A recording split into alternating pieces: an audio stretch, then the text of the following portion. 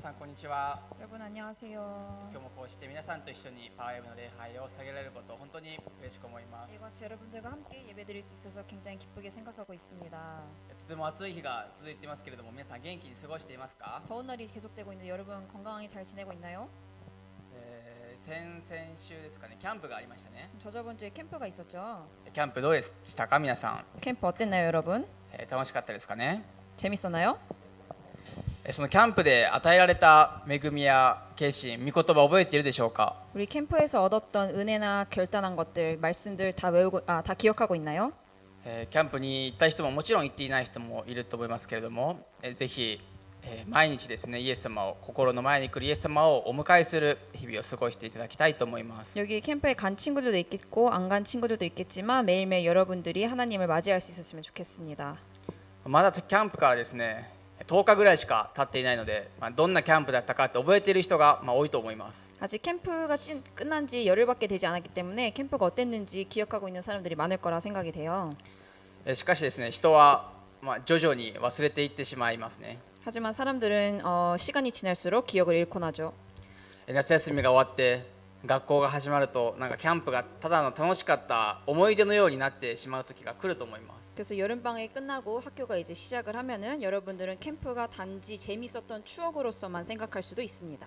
普段とは何も場所や環境すべてが違って、それが特別なようなもので、現実のようなここに戻ってきたら何か違う、そのように感じることがあると思います。 평소랑은 모든 것이 달라서 여러분들이 채워지고 재밌었던 경험들이 현실에서는 없는 특별한 것이라고 생각했었을 거라고 생각합니다. キャンプではめっちゃ手を挙げて賛美したのに、あんなにお祈りしたのに、こんな決心したのに、けど帰ってくるとあれってなんか思う時があると思うんです。 캠프에서는 손을 들고 찬양을 했었고 그때는 그렇게 체험 받았다고 느꼈었는데 그때는 그렇게 결심하고 기도했었는데 라고 생각할 때가 있겠죠. キャンプで温められたものが冷めていく、そのようなことは誰もがあると思います。 어느 누구든지 캠프에서 뜨거워졌던 마음들이 식는 일이 있을 거라고 생각합니다.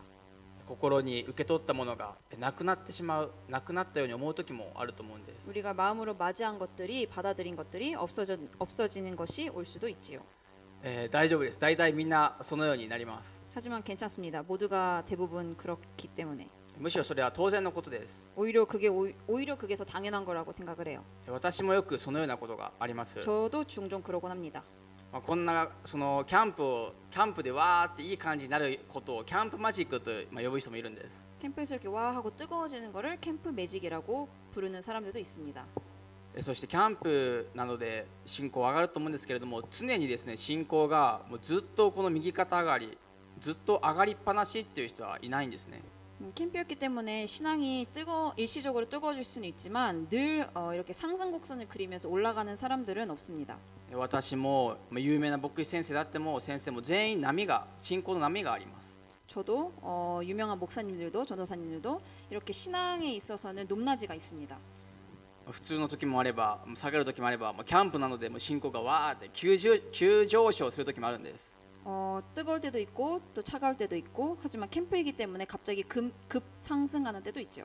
大切なのはキャンプの後をどうするかということです。 하지만 여기서 중요한 거는 캠프 이후에 어떻게 하는가입니다.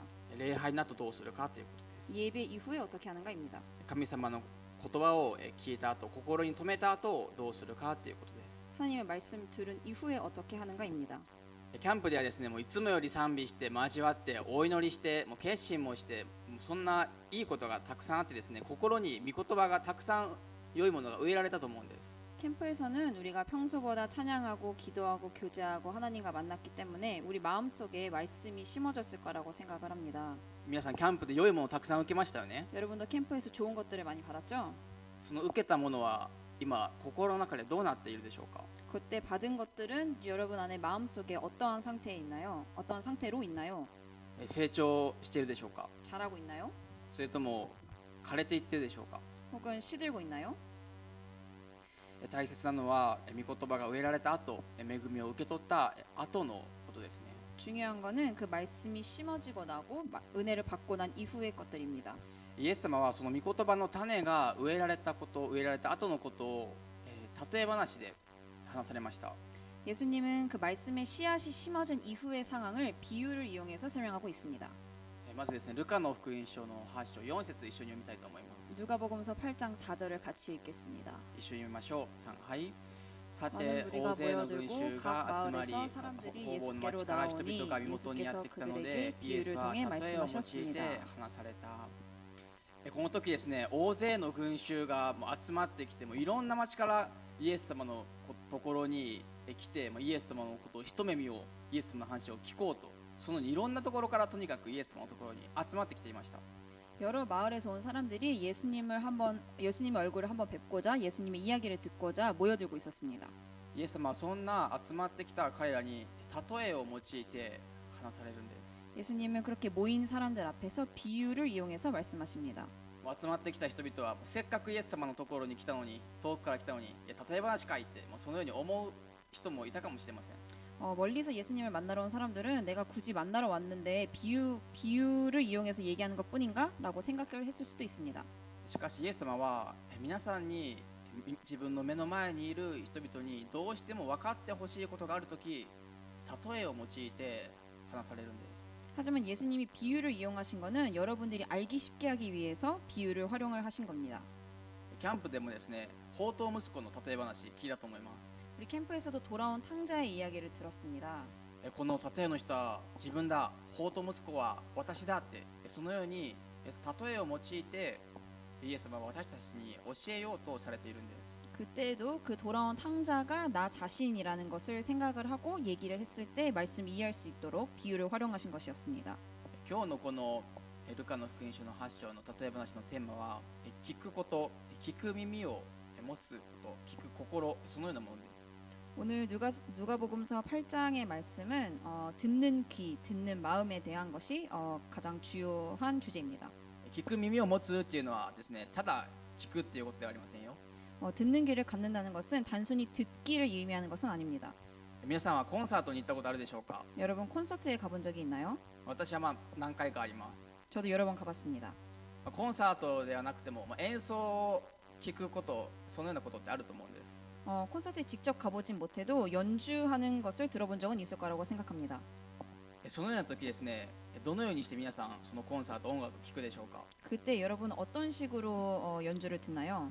ある人にとってはもう涙が出るような、もうそんなにすごい音楽として聴く人もいると思うんです。 어떤 사람에게 있어서는 눈물을 자아내는 굉장한 연주였을 수도 있습니다. ある人はもう眠くなるような音楽として聴く人もいるわけです。 어떤 사람에게 있어서는 졸음을 유발하는 노래일 수도 있죠. ある人はですね、批判的にここリズム間違ったな、ここおかしいなって、そのように批判的に聴く人もいるわけです。 어떤 사람은 굉장히 비판적으로 듣고 여기가 박자가 맞지 않는다는 식으로 듣는 사람도 있을 수 있습니다. いろいろな聴き方があるということですね。 이와 같이 다양한 듣는 방법이 있습니다. 良い音楽を聴くのに大切なことっていうのはですね、良い音楽を聴き続けることだと言います。 좋은 음악을 듣기 위해서 중요한 것은 좋은 음악을 계속해서 듣는 것이라고 합니다. そして音楽のことを勉強していくと、仕組みを勉強すると、より一層、深みに気づいて、気づかなかったこともたくさん気づいていくことになります。 그래서 그 노래의 구조나 연주에 대해서 공부를 하게 되면은 우리가 전에는 몰랐던 것들을 알게 된다고 하지요. そうすると今までもう聞こえてこなかった音が聞こえるようになって、演奏者の意図も分かるようになってくるんです。 그렇게 하면 우리가 이전에는 듣지 못했던 소리도 듣게 되고 연주자의 의도에 대해서도 알게 됩니다. 料理も同じだと思います。 요리도 마찬가지라고 생각해요. 料理も勉強すると今まで気づかなかった味とかそういう深みに気づいてくると思うんです。 요리를 공부하기 시작하면은 우리가 이전에 몰랐던 맛에 대해서도 깨닫게 됩니다. と言いつつも私は全然料理はこう見えてしないです。 라고 말하면서도 저는 요리를 하지 못합니다. けど音楽は少しはします。 하지만 음악은 조금 할 줄 알아요. 実はですね、御言葉も聞き続けていくと同じだと思うんですね。 의외로 말씀도 똑같은 원리가 적용이 됩니다. 御言葉を聞き続けていくと神様の心がだんだんと分かっていくようになるんです。 말씀을 계속해서 듣게 되면은 하나님의 마음에 대해서도 우리가 계속해서 점점 더 알게 되지요. 今日のメッセージの箇所の最後ですね、最後の18節を先に見ようと思いますけれども、18節にはこのようにあります。 오늘 말씀의 마지막 부분에 해당되는 18절을 먼저 보려고 하는데요. 18절에는 이렇게 적혀 있습니다. これ一緒にお読みしたいと思います。 함께 읽겠습니다. 3、はい。ですから聞き 그러므로 方 너희는 に 내 注 말을 意しなさ 조심해서 い 들으라. というの 가진 は、持っ 사람은 てい 더 る人は 받고 さらに 가지지 与えられ、 못한 持ってい 사람은 ない 가진 人は 줄로 持っていると思ってい 생각하는 るもの 것조차 まで 빼앗길 取り上 것이다. げられるからです。皆さんは最近御言葉をどのように聞いているでしょうか。 여러분은 요즘 말씀을 어떤 식으로 듣고 있나요? 最近の自分を、御言葉を聞く自分を振り返ってみてください。 근래에 말씀을 들었던 여러분의 모습에 대해서 다시 생각해 봤으면 좋겠습니다. どうでしょうか。 어떤가요? 今日神様が私たちに教えてくださっていることは聞き方です。 오늘 하나님이 저희들에게 알려주시고 있는 것은 듣는 방법입니다. 神様は聖書の中で何度も聞きなさいって言われているんですね。 하나님은 성경에서 몇 번이고 들으라라고 말씀하십니다. 神様は聞く耳の持つ皆さんになることを望まれているんです。 하나님은 여러분들이 듣는 귀를 갖는 사람들이 되도록 소망하고 있기 때문입니다. 羊飼いの声をよく聞く羊になることを望まれています。 목자의 목소리를 잘 듣는 양이 되기를 소망하고 계십니다. イエス様はこの日自分の目の前にいるもう大勢の人々ですよ。大勢の人々にその人の顔を見ながら種まきの例えを話されました。 그래서 예수님은 오늘 예수님 앞에 있는 여러 사람들의 얼굴을 보면서 씨 뿌리는 자의 비유에 대해서 말씀하십니다. 11節を共にお読みしたいと思います。 11절을 함께 읽겠습니다. 共に読みましょう。3、はい。この例えの意味はこうです。種は神の言葉です。アメン。ここからイエス様の例え話本題に入ります。 여기서부터 본론이 시작이 되는데요. ぜひイエス様の目の前にいる一人になったつもりで聞いてほしいと思います。 여러분도 예수님 앞에 있는 많은 군중 속의 한 사람으로서 생각을 하고 이 얘기를 들어줬으면 좋겠습니다. イエス様は4つの聞き方を例えで話されたんです。 예수님은 오늘 여기서 듣는 방법 4가지에 대해서 소개하고 있습니다. この4つで自分の聞き方これだなってぜひ考えながら聞いてほしいと思います。 이 4가지 중 어떤 것이 나의 듣는 듣는 방식에 해당되는지 생각을 해봤으면 좋겠습니다. 1つ目の5節一緒に読みたいと思います。 그럼 첫 번째 5절을 같이 읽겠습니다. 3、はい。 씨 뿌리는 사람이 씨를 뿌리러 나갔다. 그가 씨를 뿌리자 그중 어떤 씨는 길가에 떨어져 사람들에게 밟히고 하늘의 새들에게 다 먹혀버렸다. 先ほど種というのは神様の言葉だと言いました。 방금 전에 씨는 하나님의 말씀이라는 말씀을 읽었습니다. なのでこの種をまく人っていうのは神様の言葉を伝える人っていうことです。当時で言うとイエス様のことですね。 즉 여기서 말하는 씨 뿌리는 자는 하나님의 말씀을 전하는 사람, 즉 그 당시에는 예수님을 의미했습니다. イエス様はもう多くの神様の言葉の種をいろんな人にまきましたね。 예수님은 하나님의 말씀을 여러 사람들에게 전하셨죠. しかしそのイエス様の言葉を聞いてある人の心に御言葉が落ちるとその人の心は道端だったとあります。 하지만 예수님의 말씀을 들었던 한 사람의 마음의 상태는 길가라고 얘기를 하십니다. これがじゃあ道端道ですね。 여기 보이는 사진이 길가죠. ここに種がですね、ここにいきなりトンって落ちたら皆さんどうなると思いますか？ 여기 위에 씨가 뿌려지면 어떤 일이 일어날 거라고 생각하나요? 育つでしょうか？ 자라날까요? 御言葉にはですね、人と鳥に食べられるってあったんですけれども、この道は車にですね、種が引かれてしまうと思います。 성경 속에서는 새에게 먹혀졌다라고 라고 설명이 되어 있는데요. 車に引かれてしまうと思いますね。 자동차가 밟고 지나갈 거라 생각합니다. そしてこの5節の解説が12節にイエスは解説してくださっています。 여기 5절에 대한 해설이 12절에 나와 있습니다. 12節ともにお読みしたいと思います。 12절 함께 읽겠습니다. 3、はい。道端に落ちたものとは、御言葉を聞いても信じて救われないように、後で悪魔が来て、その心から御言葉を取り去ってしまう、そのような人たちのことです。心がこの道端のような人は、神様の言葉がまかれてもすぐにダメになってしまう、神様の言葉をほったらかしにしている、そのような聞き方だとあります。 이 마음 상태가 길가와 같은 사람들은 하나님의 말씀에 씨앗이 뿌려져도 곧 못 쓰게 되는, 하나님의 말씀을 방치하게 되는 듣는 방식을 취하고 있습니다. ただ耳で聞くだけということです。 단순히 귀로 듣는 행위만을 하고 있을 뿐입니다.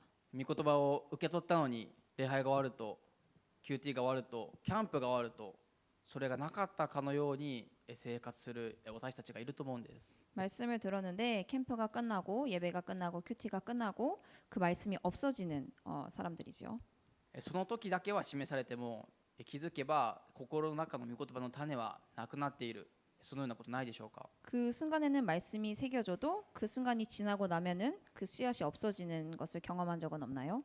そのような聞き方であってはいつまで経っても変わらないってイエス様は言われるんです。 그와 같은 듣는 방식을 취하면은 얼마나 시간이 지나도 아무 변화가 일어나지 않습니다. これが一つ目の聞き方ですね。 이게 첫 번째 듣는 방식입니다. 二つ目の聞き方一緒に見たいと思います。6節にあります。 두 번째 듣는 방식은 6절에 쓰여져 있습니다.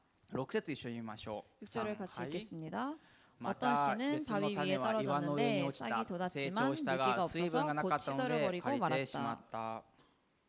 岩に落ちてもですね、周りに少しは土があると思うんです。 바위에 떨어져도 주위에 소량의 흙은 있습니다. じゃん、これが岩ですね。 자, 여기 보이는 것이 바위죠. ここに種が落ちると皆さんどうなると思いますか？ 여기에 씨앗이 떨어지면 어떤 일이 일어날까요?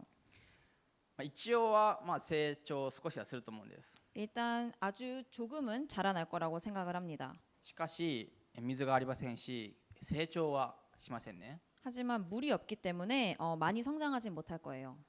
こんなところに根っこは張れません。 여기에서는 뿌리는 내리지 못합니다.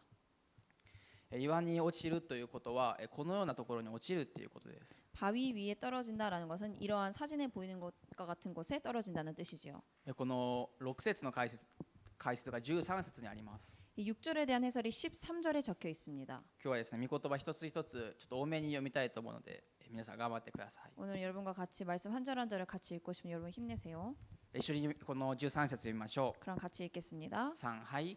岩の上に落ちたものとは御言葉を聞くと喜んで受け入れるのですが、根がないのでしばらくは信じていても試練の時に身を引いてしまう、そのような人たちのことです。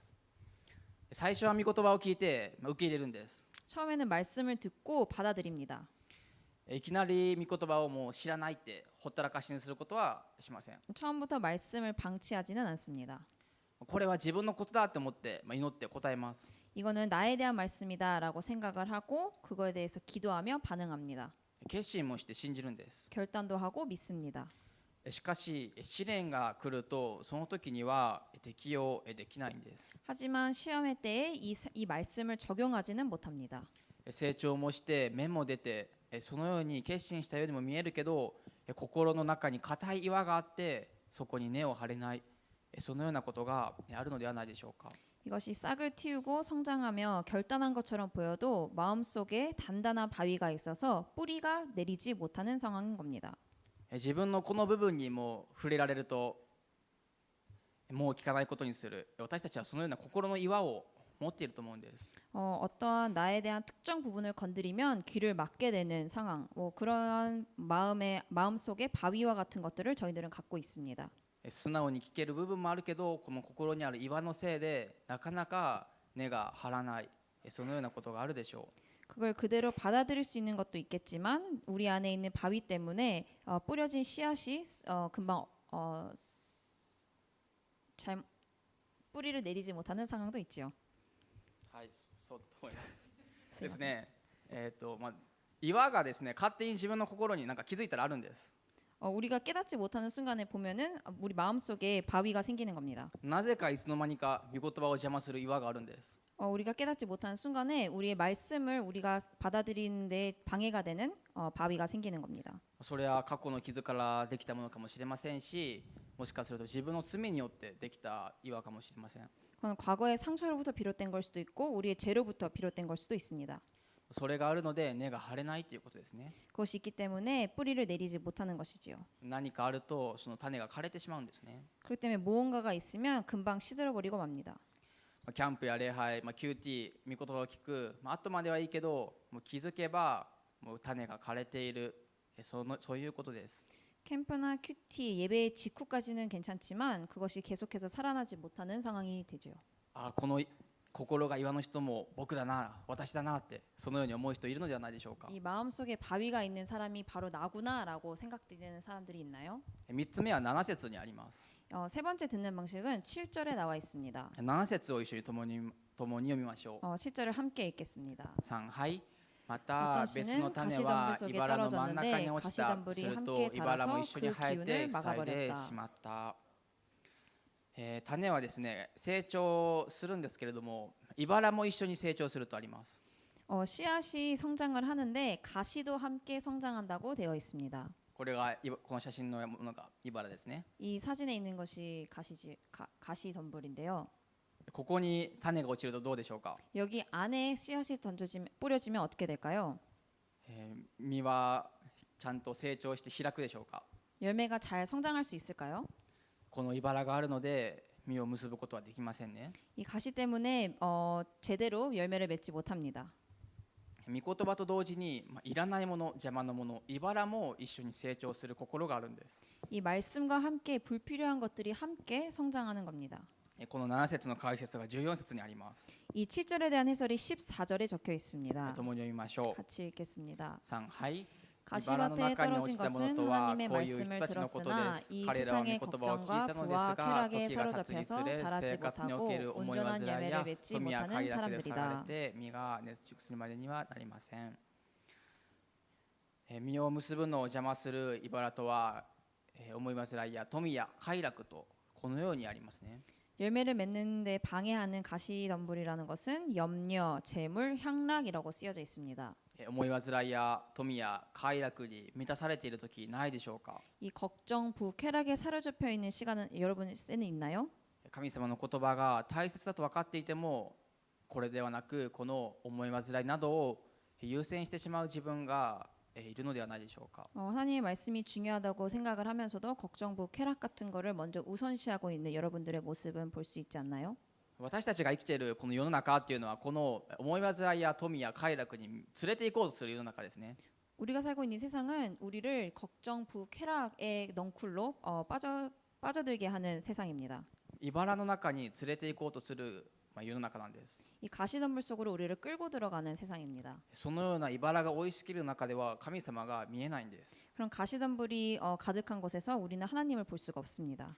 満たされた時期があっても頑張って気をつけていても気づいたらもう自分の心が茨だらけ、そのようなことがないでしょうか。 채워져 있던 순간도 있었지만 깨닫고 보니 우리 마음속에 가시덤불이 자라고 있었던 때는 없었나요? そのような中でもう自分はダメだ、自分は変われない、そのように思うことはないでしょうか。 그런 상황 속에서 나는 이제 변할 수 없어라고 생각을 했을 수도 있습니다. 私はですね、中高生の頃もいつもそう思っていたんです。 제가 중고등학교 때는 늘 그런 생각에 사로잡혀 있었어요. 神様と出会っていろいろ奉仕もしてなのになんで変わらないだろうって自分のことを思っていました。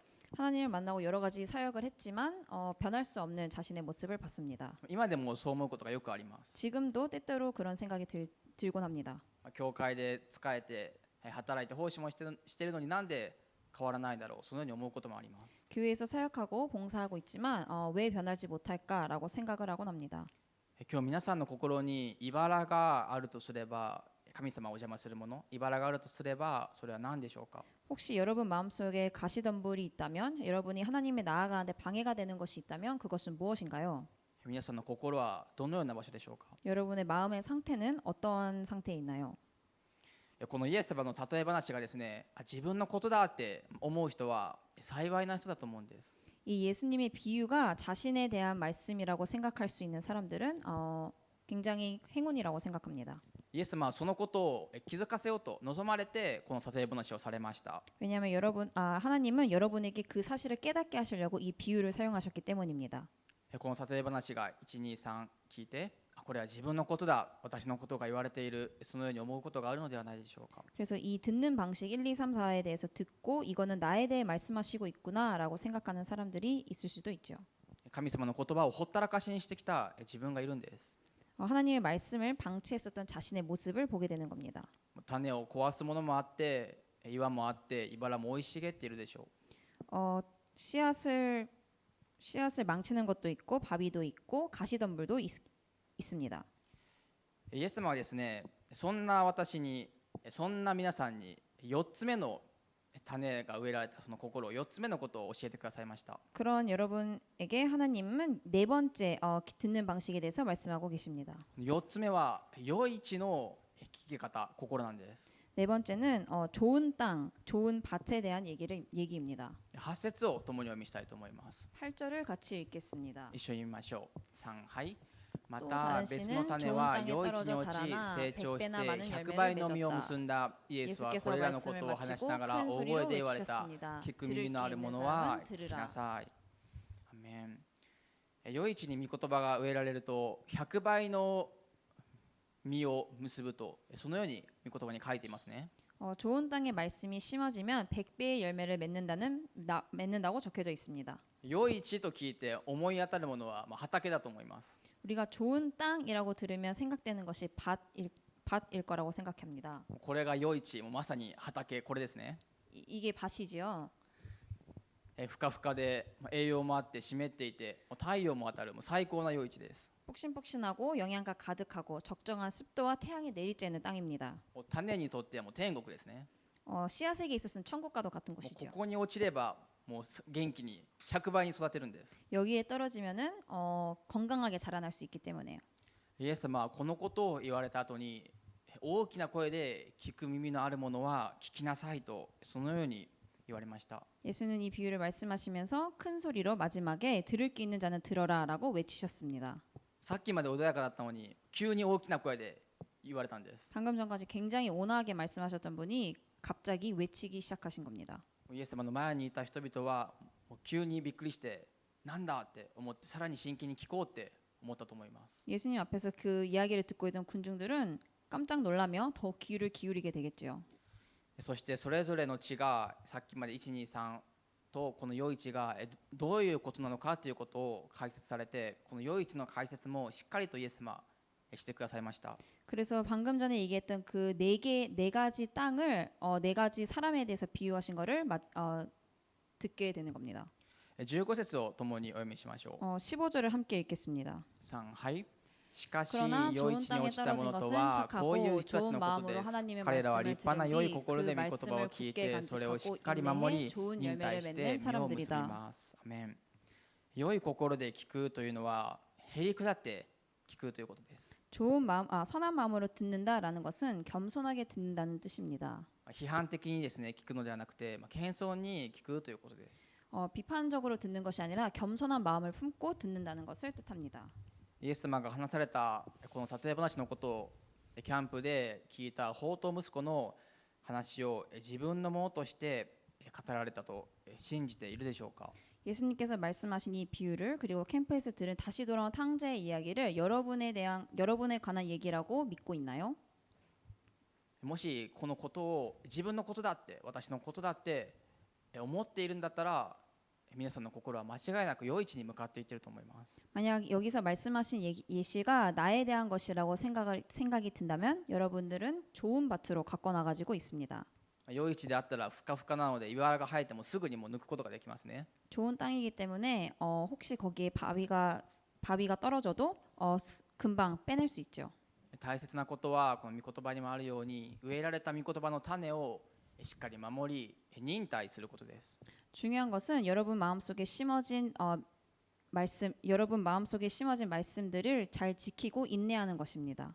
受け取って終わりではなくてこの自分の心に入った御言葉を見て育てて愛するということです。 단순히 받아들이고 끝나는 것이 아니라 그것을 보고 자라나게 하고 그 말씀을 사랑하는 것입니다. 神様は皆さんの心を良い地にしようとされているんですね。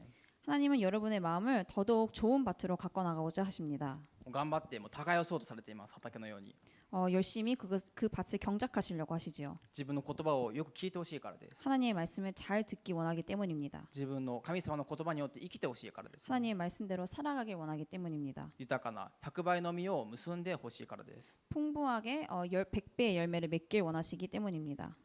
1、2、3先ほどどんな地か聞きましたけれども道や岩や茨の地にまかれた種は実を結びません。 지금 네 가지 밭에 대해서 비유를 들었는데요. 길가, 바위, 그리고 가시덩굴에 떨어진 씨앗은 열매를 맺지 못합니다. しかし良い地に落ちると本当に豊かな実を結ぶんです。 하지만 좋은 땅에 떨어지면은 좋은 열매를 맺게 됩니다. それも100倍の実です。 그것도 100배의 열매를 맺게 됩니다. 皆さんにはですねすでに本当に良い御言葉の種が植えられているんです。 여러분 안에는 벌써 굉장히 좋은 씨앗이 심어져 있습니다. キャンプで本当に良いものが植えられました。 캠프에서 아주 좋은 씨앗이 심어졌지요. もちろんキャンプに行ってなくても礼拝や日々の御言葉の生活で神様の言葉が心に入っているんです。 캠프에 가지 않았어도 일상 속에서의 예배를 통해서 여러분 안에는 좋은 씨앗이 심어져 있습니다. 命が生まれる種が皆さんの心の中には植えられているんですね。 생명을 불어넣는 씨앗이 여러분 안에 심어져 있는 겁니다. 大切なのはその後その御言葉が植えられた心です。 중요한 것은 그 말씀이 심어지고 난 이후의 상황입니다. 今日皆さんの心はどうでしょうか。 오늘 여러분의 마음의 상태는 어떤가요? 1、2、3、4のこの地を聞いてきましたけれども、皆さんの心どのような心だったでしょうか。 네 가지 밭에 대해서 들었는데 여러분의 마음밭은 어떠한 상태인가요? きっとみんな思っていることは一緒だと思います。 아마도 여러분 비슷한 생각을 하고 있을 거라 생각합니다. 良い地ではないなって思っていると思うんです。 아마도 좋은 땅은 아닐 거야라고 생각할 수도 있습니다. その通りできっと良い地とは言えない私たちでしょ 아마도 우리들의 마음 상태는 좋은 밭이라고는 할 수 없을 수도 있죠. う。ぜひ今日イエス様にですね、茨を抜いてもらおうと思うんです。 그렇기 때문에 여러분은 부디 오늘 예수님께 우리 안에 있는 그 가시덤불과 같은 거를 빼어달라고 얘기했으면 좋겠습니다. 岩をどけてほしいとも思うんです。 그 바위를 치워달라고 했으면 좋겠습니다. イエス様に心を良い地に耕していただきたいと思うんです。 그래서 좋은 땅으로 경작해달라고 해야 합니다. キャンプでまかれた種を毎週の礼拝、毎日の QT でまかれた本当に命のこの種を死なせないでほしいんですね。 그래서 우리가 캠프에서 우리 안에 심어졌던 그 씨앗을 매주의 예배와 매일의 큐티를 통해서 죽게 내버려 두지 않는 것입니다. イエス様はですね、今日も今もこれからも皆さんの心にずっと御言葉の種をまいてくださっています。 예수님은 오늘도 지금도 여러분 마음 안에 그 씨앗을 뿌리고 있습니다. 御言葉をずっと語ってくださっています。 그 말씀을 계속해서 전해주고 계십니다. そしてですね、皆さんはもう御言葉がまかれるだけの人ではないんです。 그리고 여러분은 그 씨앗을 심어지는 사람뿐만이 아닙니다. イエス様と出会った人は、イエス様を心に迎えた人は、それこそキャンプで聞いたザーカイは御言葉をまく人へと変えられていきました。 예수님을 만난 사람은 예수님을 영접한 사람은 삭개와 같이 그 생명의 씨앗을 뿌리는 사람으로 거듭납니다. 皆さんはすでにこの命の種を御言葉をまく人へと変えられているんです。 그러므로 여러분은 이미 그 씨앗을 뿌리는 사람으로 변화되고 있습니다. それは諦めずにですね、皆さんに一生懸命御言葉の種を育ちにくい心かもしれませんけれども植えてくれた人がいるからなんです。 그것은 씨앗이 자라나기 힘들지 몰라도 여러분을 위해서 그 씨앗을 심어줬던 사람이 있기 때문입니다. 絶えず祈りを持って皆さんに種をまいてくださった人々がイエス様がいるからなんです。 여러분을 위해서 기도해줬던 사람과 예수님이 있기 때문입니다. イエス様が皆さんに結ばれる実を誰よりも本当に喜ばれています。 예수님은 여러분이 맺을 그 열매를 그 누구보다도 가장 기뻐하십니다. 詩編の126編5節にはこのようにあります。 시편 126편 5절에는 이러한 말씀이 써져 있습니다. これ一緒に読みたいと思います。 함께 읽겠습니다. 3、はい。涙とともに種をまく者は喜び叫びながら刈り取る。アメン。もちろん種を一生懸命まいても全てが実るわけではありません。 물론 씨를 열심히 뿌려도 모든 것이 다 열매를 맺지는 않습니다. 全然実が育たないやんって思う時もあると思うんです。 전혀 열매를 맺지 않는구나라고 생각이 들 때도 있겠죠. 泣きながらその御言葉の種をまく時もあるんです。 눈물로 그 씨를 뿌리는 때도 있습니다.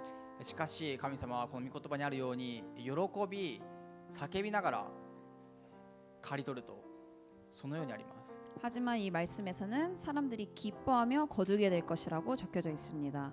イエス様もなかなか種をまいてもそれが実らない日々だったんです。 예수님 또한 씨를 뿌리셨지만 열매를 맺지 못하는 경우도 있으셨습니다. 一生懸命神様の言葉をイエス様は伝えました。 열심히 하나님의 말씀을 예수님은 전달하셨습니다. けど全然人々の心で実は育たないんです。 하지만 사람들의 마음속에서는 열매를 맺지 못했습니다. もう帰ってくるのはもう何言ってんのアホじゃないのそんな言葉ばかりでした。 돌아오는 것은 사람들의 비방뿐이었습니다. しかしイエス様はひたすら御言葉の種をみんなのところにまき続けたんです。 하지만 예수님은 계속해서 그 사람들의 마음속에 그 씨를 뿌리셨습니다. そして一番ふさわしい時にその芽は神様の時で出ます。 그리고 하나님이 정하신 가장 좋은 때에 그 싹이 나기 시작합니다. イエス様にとってその一番ふさわしい時というのは十字架の時でした。 하나님 말씀하신 가장 그 좋은 때라는 것은 예수님의 십자가의 때입니다. イエス様にとっての喜びの実というのは皆さんの信仰皆さん自身なんです。 예수님에게 있어서의 기쁨의 열매라는 것은 여러분의 신앙을 뜻하기 때문이지요. まず皆さんの心にまかれたこの本当に種を大切にして、そこから100倍の実が結ばれるように祈ってほしいと思います。 그래서 우선은 여러분 마음속에 심어진 그 씨앗을 소중히 하며 100배의 열매를 맺을 수 있도록 기대하며 기도하길 원합니다. 自分の中にある御言葉を守って忍耐して愛することからぜひ始めましょう。 여러분 마음속에 있는 그 말씀을 지켜나가고 사모하고 인내하는 것부터 시작합시다. しかし自分でこの種を成長させることできないと思うんです。 하지만 자신의 힘으로 그 씨앗을 성장시키진 못합니다. まかれた種を自分がまいた種を成長させるのは神様なんですね。 우리 안에 심겨진 씨앗을 자라게 하는 것은 하나님이기 때문입니다. 第一コリント3章7節にはこのようにあります。 고린도전서 3장 7절에는 이와 같이 적혀져 있습니다. これ最後の御言葉です。共にお読みしましょう。 같이 읽겠습니다. です 어떤 から 씨는 大切なの 가시덤불 속에 は植えるもので 떨어졌는데 も水を 가시덤불이 注ぐもので 함께 もな 자라서 く 그 成長させ 기운을 てくださる 막아버렸다. 神です。アーメン。自分の考えや努力によって種を成長させるのではなくて、成長させてくださるのは神様なんだとこのようにあります。 우리들의 생각과 노력으로 그 씨앗을 성장시킬 수 있는 게 아니라 그 씨앗을 성장시키는 것은 하나님이라고 적혀져 있습니다. 私たちに必要なこと、皆さんに今できることは自分の心を良い位置にしてくださいって祈ることです。 그러므로 우리가 지금 할 수 있는 것은 우리의 마음을 좋은 땅으로 가꿔주세요라고 얘기할 수 있는 것뿐입니다. そう祈ることから始めましょう。 그렇게 기도하는 것부터 시작합시다. 自分で考えると自分が動きますけれども、祈ると神様が動かれます。 우리가 생각하면 단지 우리가 행동이 옮기는 것뿐이지만 우리가 기도하기 시작하면 하나님이 일하기 시작하십니다. 今日もまかれたその御言葉の種を守って忍耐していきましょう。 그러므로 우리 안에 씌어진 그 씨앗을 잘 지켜나가고 인내합시다. 必ずいつか本当に豊かな100倍の実が、それ以上の実が結ばれます。 언젠가는 100배의 열매가 반드시 열릴 것입니다. そしてイエス様のように種をまくパワーウェーブの皆さんになっていただきたいと思います。 그리고 예수님과 같이 여러분들도 씨를 뿌리는 자로서 되길 원합니다. そのように用いられることを期待して信じて、もう一度答えて神様に賛美を祈りを捧げましょう。 그와 같이 쓰임 받을 것을 믿고 다시 한번 주님 앞에 찬양과 기도로 나아갑시다.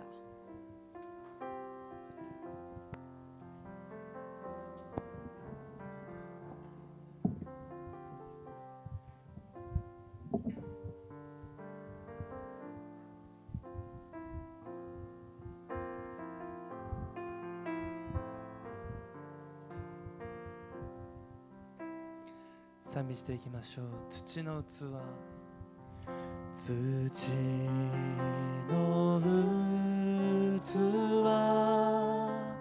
かけだらけの私、そのかけからあなたの光がこぼれ輝く、土の器、